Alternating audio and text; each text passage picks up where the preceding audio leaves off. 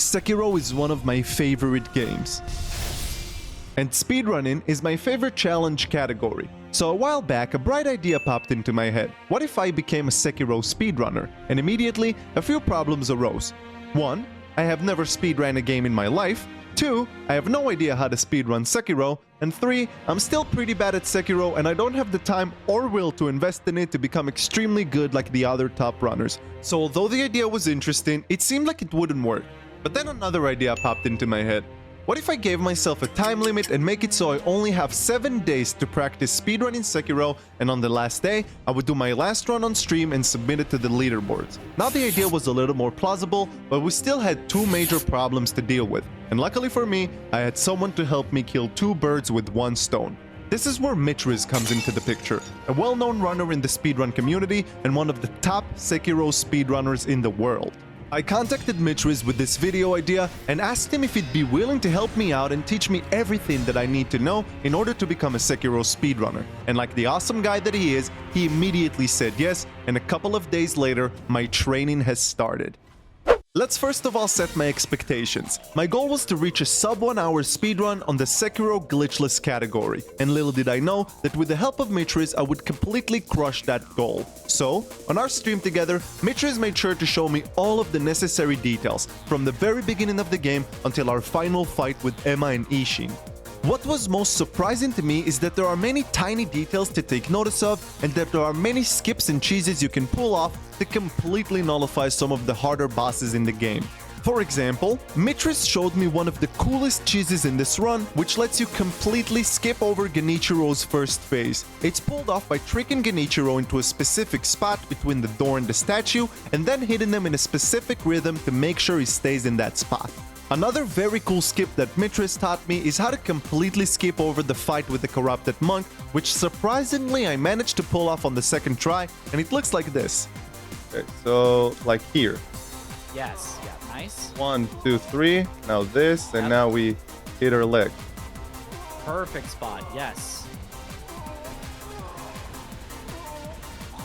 Okay, now we back up to this. We do the jump. Let's go! There you go. Cool! Nice! Awesome! Eventually, after passing all of his knowledge and strats to me, we capped off the first day with a phenomenal 5 hours and 50 minutes ending, and then the real training started. For the following week, all I was doing in my free time was practicing Sekiro. I made sure to put an emphasis in my training on the most difficult parts, like the fight against the ape, the crazy bull, and of course our final bout with Emma and Ishin. One of the things that I was struggling with the most here was the pathing and stringing successful splits together one after the other. But day after day, I was able to get closer and closer to my goal. On the second day of training, I managed to get a run that was a little bit over an hour, but on the third day, I did something that I didn't expect. If you recall, the time that I set myself was sub 1 hour, and just after 3 days of training, I had already surpassed that goal on a very messy run with a lot of screw-ups. I was extremely excited to get this run, and here was my genuine reaction when I finally got it. Let's go! 54:19, let's go! Okay! Okay! Sub-hour! Let's go! As happy as I was, deep down I knew that this could still be improved upon very much, and it wasn't even close to being my best possible run. In the following days, I kept practicing over and over again, each day taking the timer down just a little bit, until the final day before my stream, where I managed to get a 44-minute run. This run already blew my desired time out of the water, and to be honest, I would have been very satisfied if this was my best time that I got during this challenge. But on the last day, I went live on stream and managed to pull off my best run, and it went like this. The beginning of a Sekiro speedrun is very uneventful, with the first hurdle being the fight against the ogre, and in typical ImNatty fashion, this is what happened. Nah, come on dude, I couldn't move because of the thingy. Alright, that's fine. No, I fucking... Alright, run's dead. Although this was a really tough start, I managed to pull it back by getting a clean kill on the ogre on the second try, landing the canyon skip quickly before heading into our fight with... I forgot his name, actually. Our fight with Gyobu was far from perfect, but I managed to get him in a pretty good spot when I killed him, saving me time to reach Tengu. The fight with the bull is completely dependent on the beginning of the fight, and this is how it went. Nice.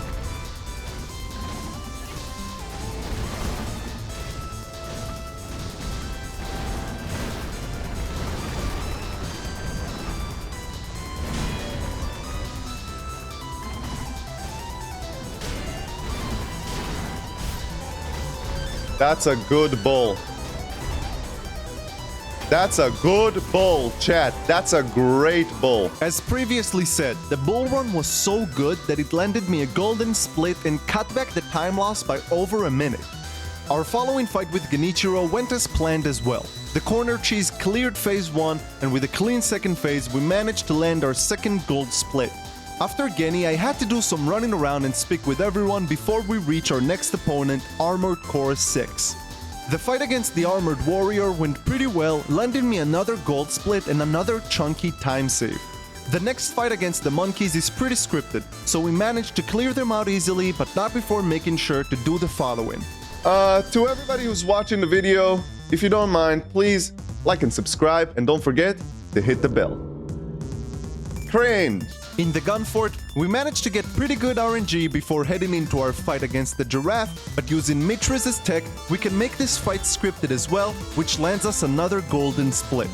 I quickly run away from the snake and get rid of Snake Eyes before heading into our fight with the monk, which goes very smoothly, leading us to the parts which make or break a run, the Headless Ape and Emma Ishi. The first phase against Ape went really well, because during practice I found a way that I could one-cycle him with enough headshots, which makes it all count on the second phase.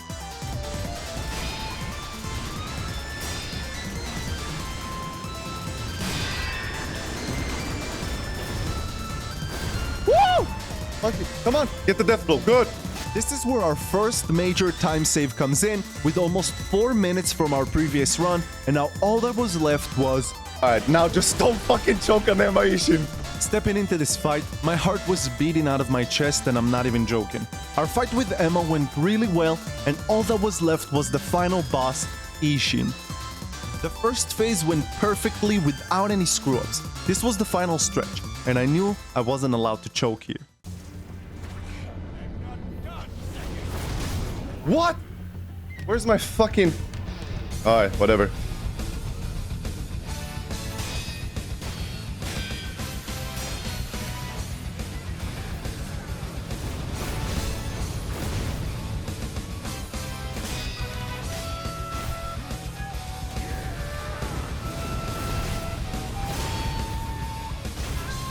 Woo!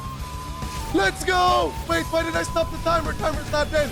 Timer's not dead. We'll put a timer now, right now. We'll put a timer right now. It doesn't fucking matter. This is a sub 37. Sub 30 fucking 7. Oh my god. Sub 37. I'll put a different fucking timer because I fucking fucked it up. But it doesn't matter. Wait. Wait. Let's go! Sekiro stopped 30 fucking 7 minutes. As you can see, I was very happy, and rightfully so. I really did my best to practice this run, and although we had this stupid death to Ogre in the beginning, I am extremely satisfied with the time that I got. Now all that was left was to send our time to the leaderboards. Once again, I want to give a huge thank you and shout out to Mitris for helping me out. Without him, this video wouldn't have been possible. If you enjoyed this video, I would really appreciate if you subscribe, but that's all for me. Stay natty. Peace out.